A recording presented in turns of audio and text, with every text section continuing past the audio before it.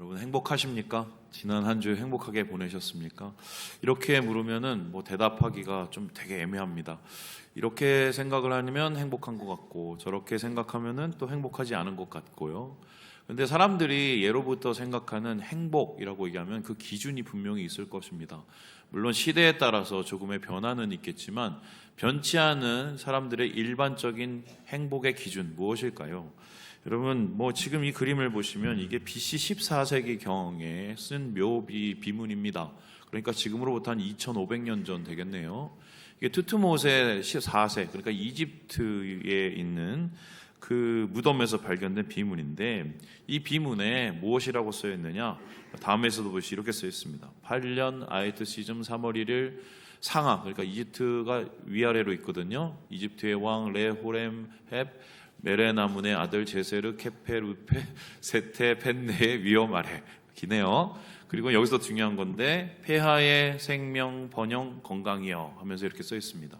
그렇다면 보통 사람들이 일반적으로 높은 사람이든 낮은 사람이든 이렇게 하면 행복하겠다 생각하는 것은 이 세 가지가 아닌가 싶은데요. 일단은 잘 살아야죠. 부요. 두 번째는 어떻게 됩니까? 우리가 건강하고 오래 사는 장수가 아마 우리의 행복의 기준일 것이다. 뿐만 아니라 여기서 끝나는 게 아니라 나만 잘 되는 게 아니라 우리 자녀들도 자네는 자녀가 축복을 받는 것, 이런 부장수 자녀의 축복이 보통 사람들 그리고 세대를 걸쳐서 생각하는 일반적인 행복의 기준이다. 이렇게 얘기할 수가 있겠습니다. 이에 대해서 성경은 그러면 어떻게 할까요? 성경에 전체적으로 보면 이런 맥락에 대해서 반대를 하는 것은 아닙니다. 실제적으로 보면요. 이 잠언서 보실까요? 10장 22절에 보면 내 여호와께서 주시는 복은 사람을 부하게 한다라고 얘기합니다. 그러니까 하나님이 주신 복에는 분명히 우리에게 번영과 부가 있다는 것을 이야기합니다. 두 번째로는 십계명에 내 부모를 공경하면은 내 생명을 어떻게 해주나요?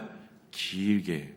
그러니까 하나님 앞에서 행복의 수준 속에서 축복된 행동을 하면은 하나님께서 오래 살게 해주신다. 아이고 장수도 복이네요. 그리고 세 번째 보니까 자녀들은 여호와의 기업이고 태의 열매는 그의 상급이라고 합니다. 그렇다면 성경에서도 부, 장수, 자녀의 축복에 대해서 반대를 하지 않는구나. 이렇게 살면은 행복하겠구나. 이렇게 얘기하고 있는 것 같습니다. 그런데 오늘 우리가 읽은 이 본문의 말씀은 여기에 대해서 좀 이상한 삐딱한 얘기를 하고 있습니다. 무엇이라고 얘기하냐면요. 부, 장수, 자녀에 대해서 좀 다른 시각의 말을 하고 있는데 1절의 말씀을 같이 한번 읽어보도록 하겠습니다. 시작.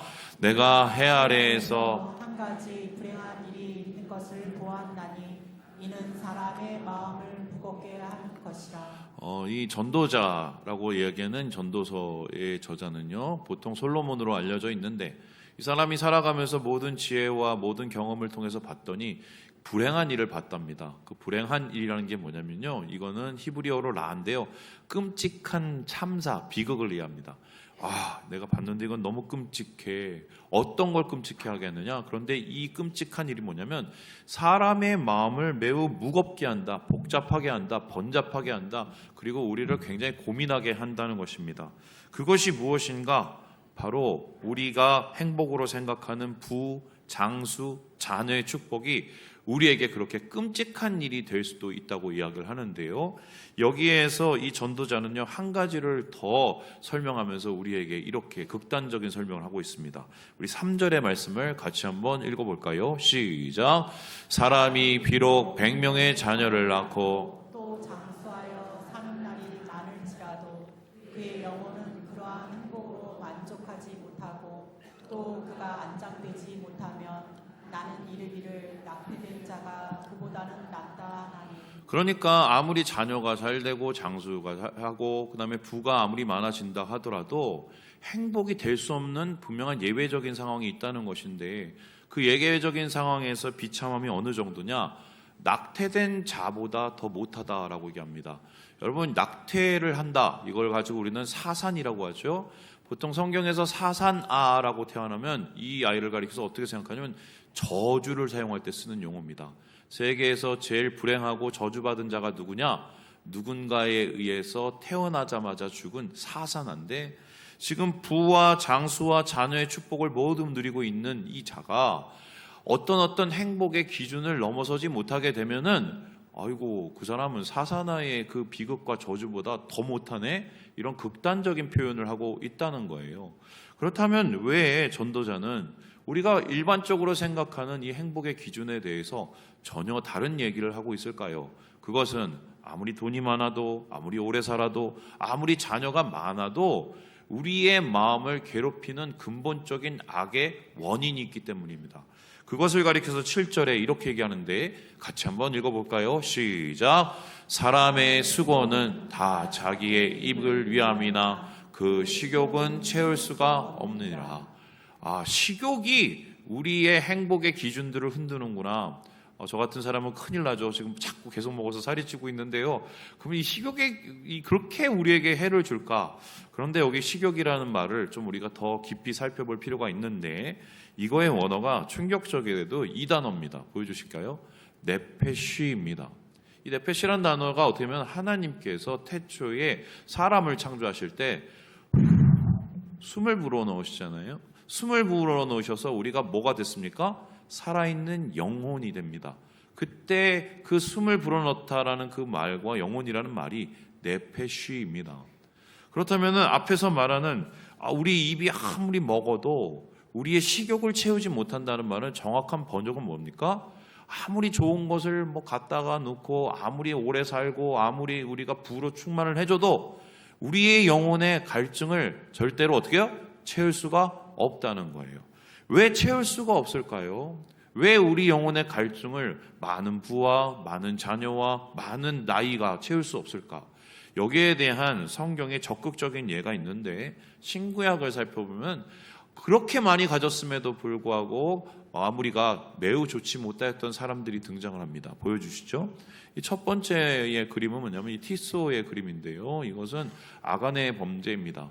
보통 우리가 아골골짜기라고 할 때 그 아간이 죽은 그 자리인데요. 이 사람은 왜 죽게 되었는가? 여리고성 점령하고 나서 하나님께서 거기에서 모든 것을 진멸하고 거기에 있는 것은 우상 숭배한 거니까 만지지 말라고 했는데, 눈에 보이는 반짝인 것을 몰래 챙겼다가 이 사람의 가족뿐만 아니라 이스라엘 이 민족까지 큰 위기에 처하게 됩니다. 한마디로 가진 것에도 불구하고 승리 이후에 이런 비참한 일을 당하게 된 것은 그의 마음속에 있었던 욕망, 탐욕을 버리지 못했기 때문입니다. 그 다음 보는 인물은 뭐냐면 성경에서 제일 악인으로 알려져 있는 아합과 그의 아내인 이세벨입니다. 아합과 이세벨은 북이스라엘의 역사상 가장 중흥기에 있었습니다. 다시 말해서 많은 것을 가졌던 사람인데, 이 사람들의 끝은 어떻게 됐습니까? 여러분 아시는 것처럼 말 그대로 비참한 최후, 한마디로 정권이 뒤집어지고 그리고 암살을 당하고 그리고 땅에 떨어져서 죽었는데 그 시신을 개가 핥습니다. 이런 것은 미리 엘리야를 통해서 하나님께서 예언하신 것인데, 왜 이런 일이 일어났을까? 이것은 이들의 탐욕이었는데, 이렇게 이세벨과 아합이 죽게 된 적극적인 예는요, 다름 아닌 저 뒤에 보이는 저것 때문입니다. 뭐냐? 포도원 때문이에요. 모든 제국의 부를 가졌음에도 불구하고 자기 옆에 보이는 그 포도원 그 하나가 탐나서 그 하나를 갖기 위해서 나봇이라는 사람을 죽였습니다. 하나님께서는 이것을 고약하게 보시고 그의 탐욕의 끝을 보게 하셨는데, 그 작은 포도원 하나 가지려고 인생이 망하게 되는 대표적인 역사가 바로 나봇의 포도원 사건이죠. 뿐만 아니라 마지막 사진은요, 신약의 교회가 부흥 발전하기 시작했을 때 나오는 비극적인 일입니다. 저기에 엎어져서 죽은 사람들은 누구냐면 아나니아와 삽비라입니다. 아나니아와 삽비라가 왜 죽었느냐? 헌금을 제대로 내지 않아서 죽었다. 성경에서 그렇게 얘기하면서 설교하시는 목사님들이 많지만 틀린 말은 아닌데요. 정확하게 말하면요, 헌금을 제대로 안 해서 그런 게 아니라 탐욕 때문입니다. 사실은 그 당시에 교회에 모든 자기가 가진 소유를 바칠 필요가 없었습니다. 원하는 사람만 바쳤습니다. 예를 들어서 바나바 같은 사람은 모든 것을 내어놓고 그것을 구제하여서 가난한 사람들과 나눴습니다. 아나니아 삽비라도 그러고 싶었던 것 같지만 사실은 아니었던 것 같습니다. 오히려 어떤 압박인지는 모르겠지만 교회의 수장이 되고 싶어서 그랬던 것인지 모든 것을 헌납한다고 헌신한다고 얘기했다가 나머지 이유는 아까워서 자기 것을 꽁쳐놓다가 그것 때문에 이 베드로의 저주를 받고 죽게 되지요. 아무리 부가 많고 오래 살고 아무리 자녀가 잘 돼도 우리 안에 다스리지 못한 불이 있으면 엉망이 증창이 됩니다. 그 불은 뭐예요? 욕망의 불, 바로 타오르는 탐욕의 불인 것입니다. 그래서 이 불을 가리켜서 전도자는 이렇게 얘기를 하고 있는데요. 같이 한번 2절의 말씀을 읽어보도록 합니다. 시작. 어떤 사람은 그의 영혼이 바라는 모든 소원에 부족함이 없어 재물과 부요와 존귀를 하나님께 받았으나 하나님께서 그가 그것을 누리도록 허락하지 아니하셨으므로 다른 사람이 누리나니 이것도 떼어 악한 병이로다. 탐욕을 이겨내지 못하고 아무리 많은 것을 가지고 아무리 좋은 것을 소유한다 할지라도 그것을 소화해내지 못하면 하나님께서는 오히려 거기에 대한 저주를 내리시는데, 그 저주가 뭐냐? 다른 사람을 지켜서 그걸 누리게 한다는 겁니다. 여기서 말하는 다른 사람은요, 정확하게 표현하면은 직역하면 이방인입니다. 그러니까 나랑 전혀 상관이 없거나 나하고 적대된 사람을 하나님께서 세우셔서 내가 그토록 탐욕했던 모든 것을 다 빼앗아서 그 사람에게 준다는 이야기입니다. 바로 이러한 것은 우리의 고질적인 영혼의 질병, 탐욕을 해치지 못할 때, 탐욕을 해결하지 못할 때 일어나는 하나님의 우리를 향한 굉장한 큰 교훈이다, 경계다, 이렇게 얘기할 수 있겠습니다. 제가 왜 오늘 여러 가지 말씀 중에 이 말씀을 하느냐, 지난주에 제가 다녀왔던 이 인도를 보면서 느꼈던 감회가 있었기 때문입니다. 한 주 동안 안 보여서 도대체 담임 목사가 어디를 교회를 비우고 갔다 오냐 궁금하셨던 분이 있는데요. 인도를 다녀왔는데 잠에서 보시죠. 이 친구가 누구냐면 우리 교회 청년입니다.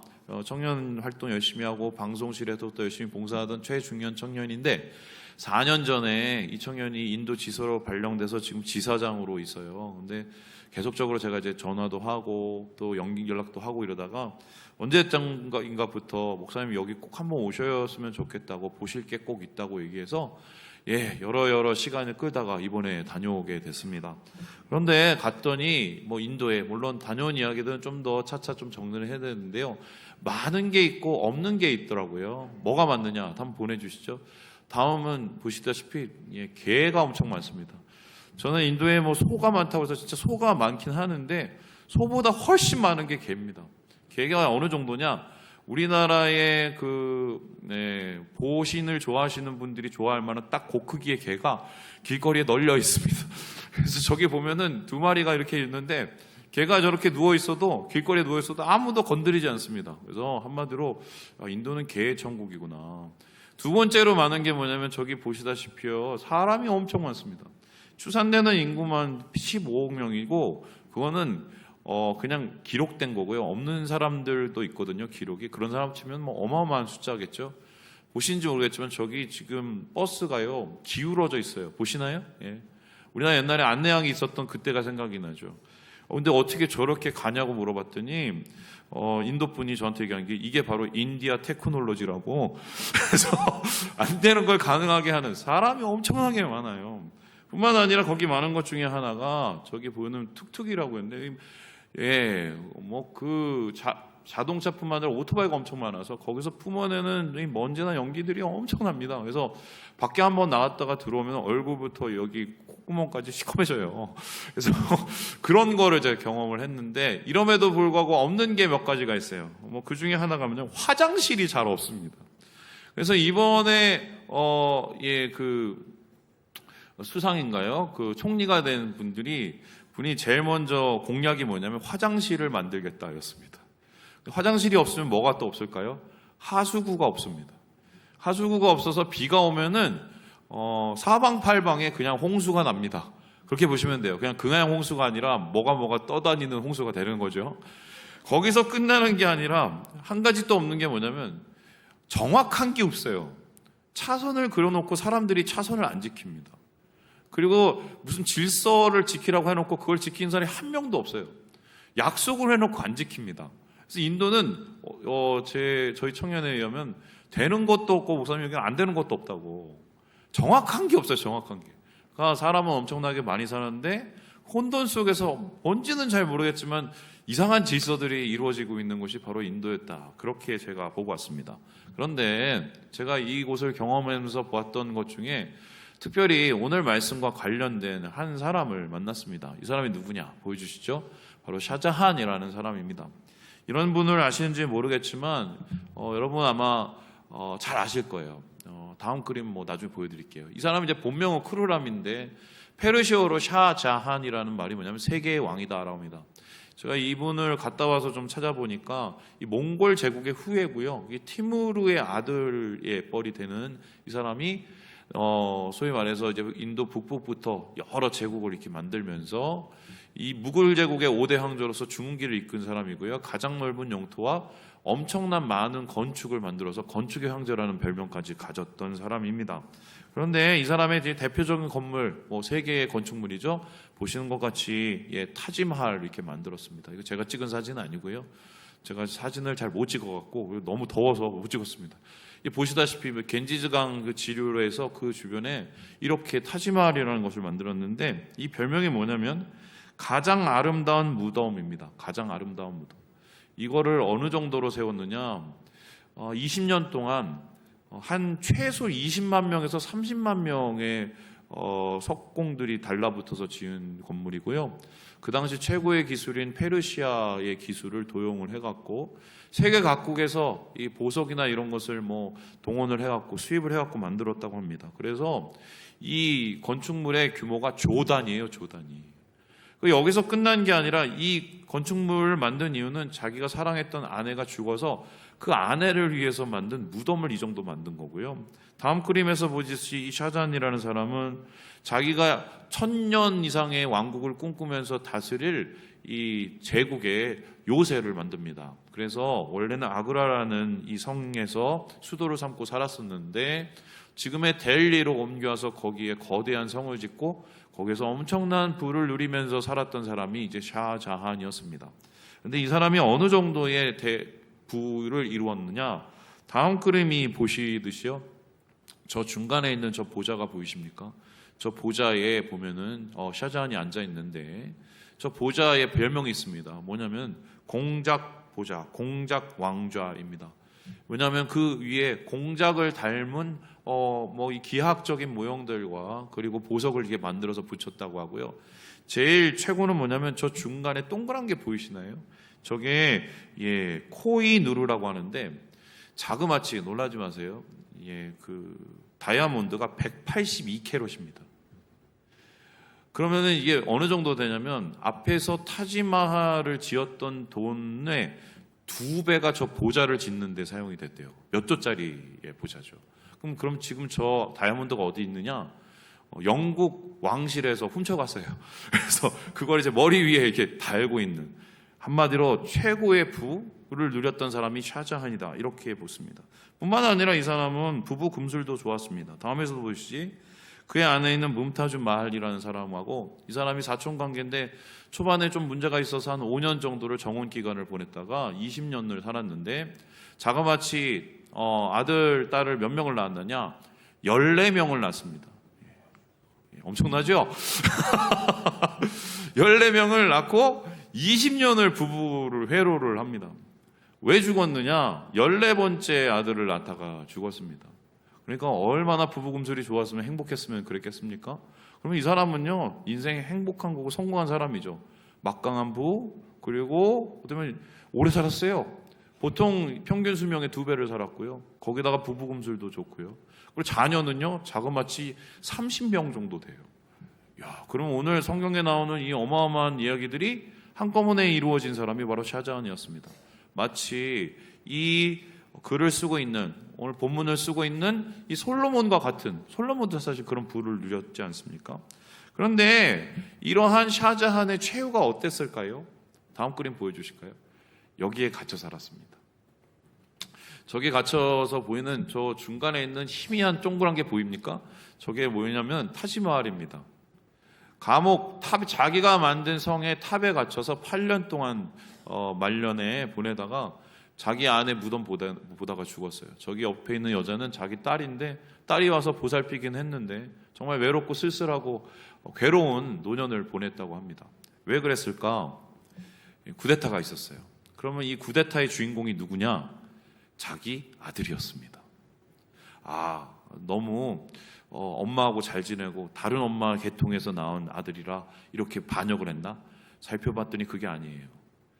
자기가 제일 사랑했던 그 아내에게서 낳은 셋째 아들이 어느 날 갑자기 쿠데타를 일으켜서 아버지를 감금시키고 8년 동안 탑에서 거의 고생시키다가 죽였습니다. 비참한 죄를 맞이하게 된 거죠. 그리고 자기가 만든 그 성, 자기가 가지고 있는 그 부, 자기가 가지고 있는 위대한 건축물들을 다 모두 뺏겼습니다. 말 그대로 오늘 성경에 나온 그대로 그된 일들이 벌어지게 되는 겁니다. 흥미로운 게요. 다음 고유림을 보시면요. 이 타지마할이 유명한 이유가 뭐냐면 이게 완전히 정대칭이에요. 그래서 반을 딱 잘라놓고 이렇게 붙이면 이게 딱 거의 똑같이 되는 거거든요. 근데 이 타지마할에서 유일하게 대칭이 안 되는 게 있습니다. 뭔지 아세요? 중간에 보는 것은, 이쪽에 보는 것은 저기 자기 아내의 무덤인데 이쪽에 보이는 거는 이게 자기 무덤이거든요. 요 무덤만이 대칭이 안 됩니다. 그래서 왜 무덤에 대칭이 안 됐을까? 한마디로 아들이 대충 묻은 거예요. 계획하지 않은 것도 대충 묻은 거예요. 배신을 당할 때까지 배신을 당하고 모든 것을 다 잃어버리고 허무하게 인생을 맞이하게 된 이 샤자한의 모습. 오늘 말씀 속에 나타난 그렇게 수많은 사람들의 인력을 동원하고 수많은 부를 사용하고 또 이 당시에도 사람들이 엄청 굶어 죽는 사람들이 많았거든요. 그런 것 위에서 살았다 했는데 그 인생이 이렇게 비참하게 끝난 것을 보면서 저는 오늘 6절의 말씀이 생각이 났습니다. 우리 같이 한번 읽어보시죠. 시작. 그가 비록 1000년의 갑절을 산다 할지라도 행복을 보지 못하면 마침내 다 한 곳으로 돌아가는 것뿐이 아니냐. 1000년의 갑절이라는 것은 2000년을 의미합니다. 사람 속에서 제일 많이 산 사람이 무드슬라인데 그 사람도 1000년을 채 살지를 못했습니다. 그런데 2000년을 산다 할지라도 모든 것을 가졌다 할지라도 그리고 자녀들이 그렇게 잘날지라도 행복을 보지 못하면 다 결국 끝나는 거 아니냐 이 소리입니다. 그런데 흥미롭게 여기서 말하는 행복이 뭔지 아십니까? 이게 토브라는 단어인데요. 이 토브라는 단어가 언제 쓰인 단어냐면 하나님께서 우리 모든 인간, 자연, 이 창조 만물을 지으시고 매우 심히 좋아하셨더라 하셨을 때 토브합니다.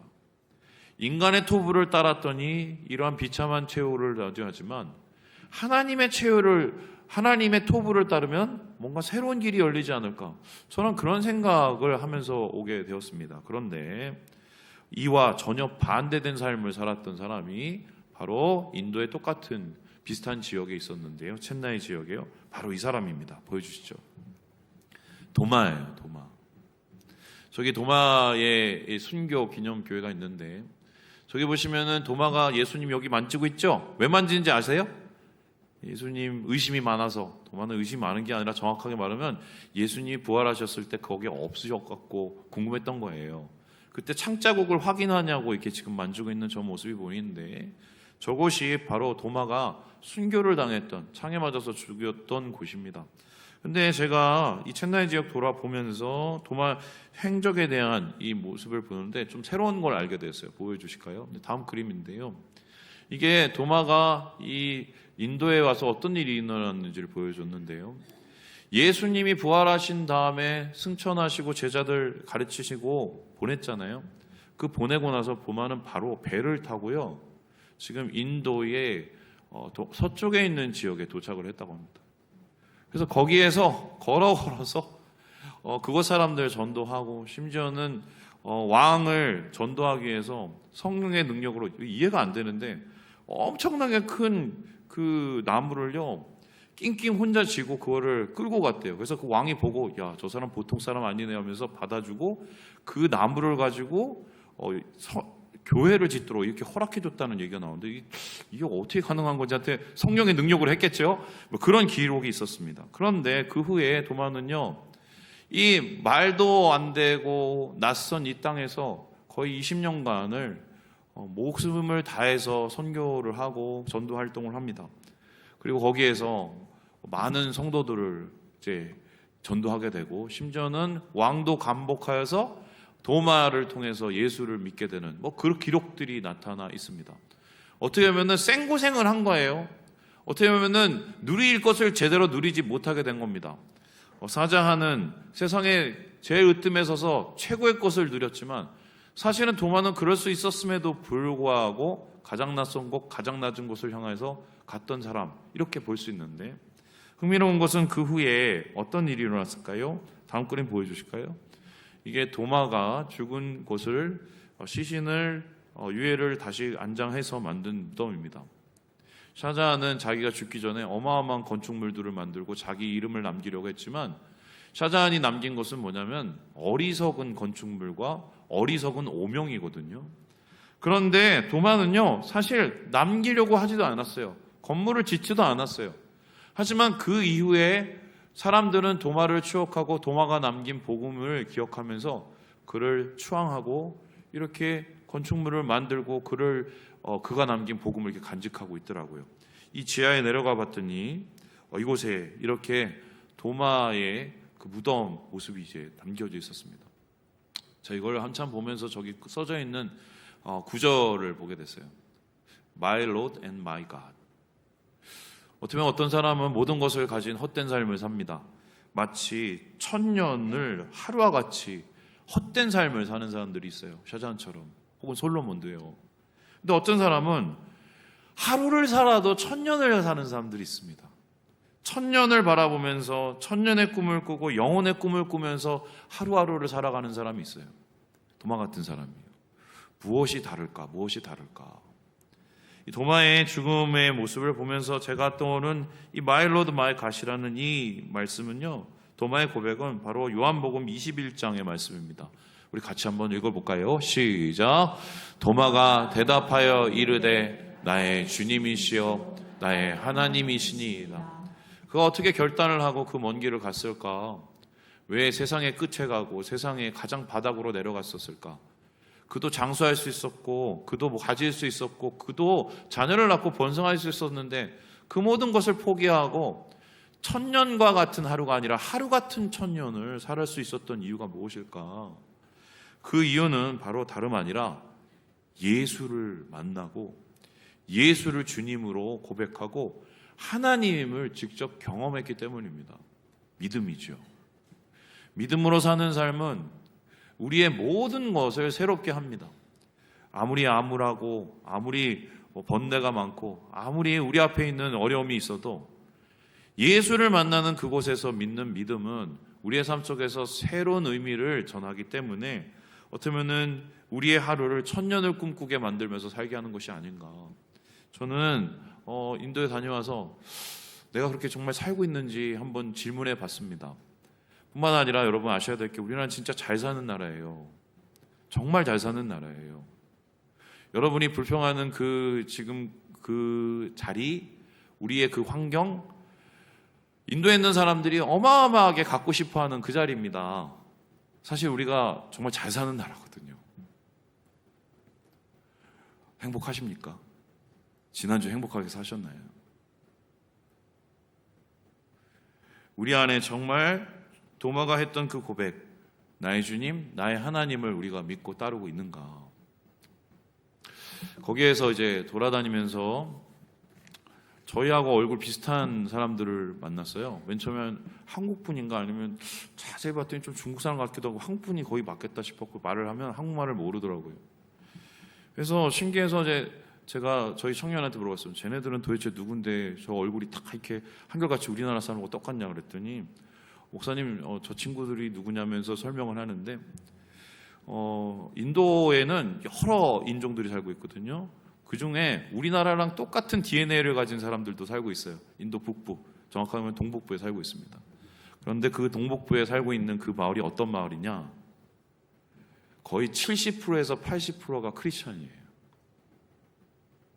그래서 어떻게 이런 일이 일어났는지를 이제 찾아보고 만나보고 물어봤더니 1890년대에 미국의 남침르교회에 있는 부부 선교사님이 들어가서 그 지역을 개척을 하고 도마처럼 씨를 뿌린 거예요. 자기 보좌를 버리고 동등됨을 취할 것을 원하지 않고 가장 낮은 자리, 사명의 자리로 가서 믿음으로 섬겼는데 그 후에 100여 년이 지났을 때 그 씨앗이 그렇게 열매를 맺고 있고 사방팔방으로 지금 크리스천들이 그렇게 있다는 것을 보고 참 많은 생각을 하고 왔습니다. 말씀을 마칩니다. 이 선교사들은 인도를 가장 힘든 선교지, 그리고 선교사들의 무덤, 뭐 이렇게 얘기를 하거든요. 그곳에도 지금 열심히 주의 나라를 위해서 불평하지 않고 살아가는 사람들이 있어요. 우리가 있는 그곳이, 여러분, 우리는 인도에 가거나 혹은 멀리 가지는 못하지만 선교지라고 정말 생각해 본다면, 여러분 믿음으로 하나님이 주신 그 하루를 어떻게 살고 있는지 한번 생각해 보시고요. 주님 안에서 하루를 살아도 천년의 꿈을 꾸며 살아가시는 우리 모든 형제 자매들 되시길 주님의 이름으로 축원합니다.